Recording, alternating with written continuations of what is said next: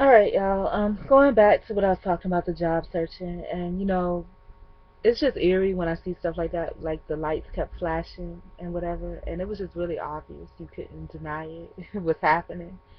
Um, but the reality of it all, and I do, because I'm human, have the right to be in awe of it and be like, what the hell was that? But the reality of it all is that whether the light flashes or not, the pictures have been taken, and they really don't have to, because all the shit is posted on YouTube. You don't have to take any pictures. You can just go on YouTube and find me. But what I was saying about the job hunting thing, a lot of the stuff that the people were saying were very, really valid. The reason that I actually got to look at some of the other people's views and experiences with job hunting is that I got frustrated in my own. I had about 7 or 8 different websites that I had favorited on my favorites bar, so that I have I was hoping diversity in my job search, but I found that all the jobs posted the exact same information pretty much. The only website that gave me the best results, or the most results, was a website that I normally use. It's not listed as, I guess, one of the premier websites for solely functioning on job searches, but it gets the job done. So I found myself, like hungry for that website. I would refresh every 30 minutes to see if anything had changed on it. Then I was like, okay, it doesn't make sense to keep doing the same thing, and you see that there's no additional jobs that you're looking for. So start looking at the other websites, and then the same thing that the young man was saying, and a couple of other people were frustrated about how every time they click, they go to another page, another page where you fill out the same information.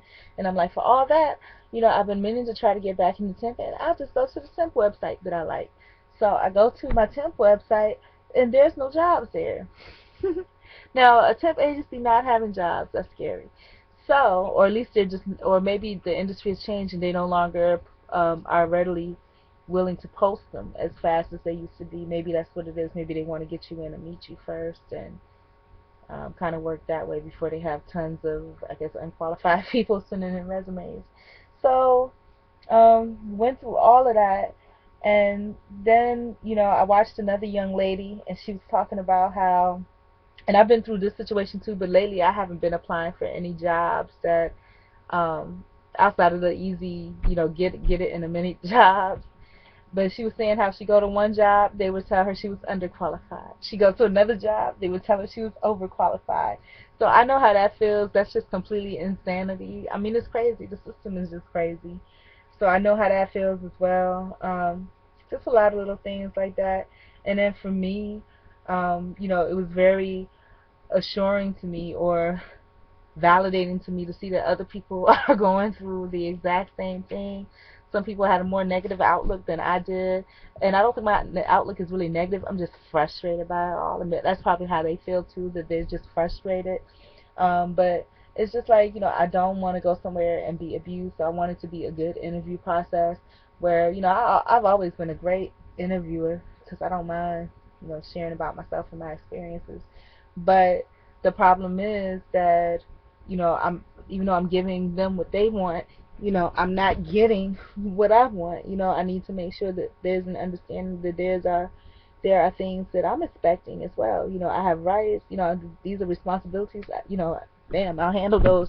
But I also have rights, and I need these employers, which are fly-by-night employers, to acknowledge that, yes, I do have rights, and I'm worthy. I want you to know who I am.